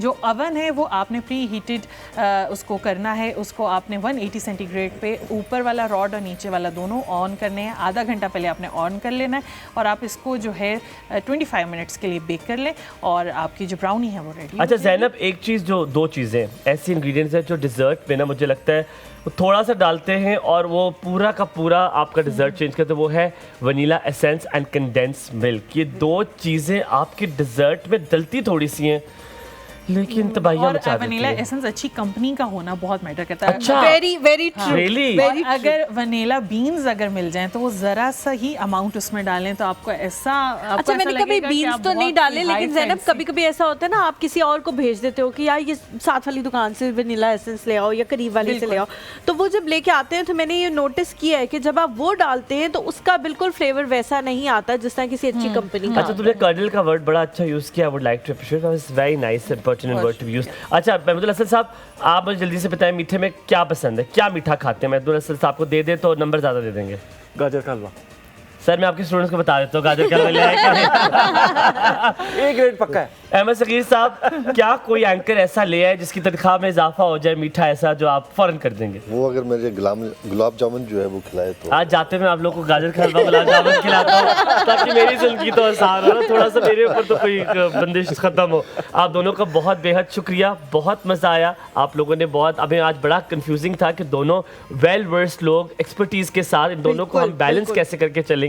ये हलीमा और मेरे लिए हमेशा थोड़ा सा टफ टास्क होता है, लेकिन आई थिंक आप दोनों ने हमें बड़ा मार्जिन दिया, आपने बड़ी फ्लेक्सिबिलिटी दी कि हम दोनों को साथ लेकर चल सके। आई होप ये आप हमें बताएंगे। आप लोगों को कायदे आज़म का जो यौम की पैदाइश है वो बहुत बहुत मुबारक हो, और जिन जो लोग ना कि सिर्फ पाकिस्तान बल्कि दुनिया भर में भी कहीं भी क्रिसमस मना रहे हैं उन्हें क्रिसमस की बहुत सारी मुबारकबाद। अल्लाह ताला उनके लिए बहुत सारी आसानियाँ करे, ना कि सिर्फ उनके लिए, ये पूरे पाकिस्तान के लिए बल्कि पूरी दुनिया के लिए ये अमन का साबित हो। आप लोगों का सबका बहुत शुक्रिया कि हमारा साथ देते हैं। ज़ैनब, आप हमेशा बहुत मज़ेदार से डिज़र्ट बनाती हैं। आज के डिज़र्ट हम डेडिकेट करते हैं यौम पैदाइश कायदे आज़म की और क्रिसमस के हवाले से, जिसमें आज इन्होंने ब्राउनीज बनाई। Simple brownies, right?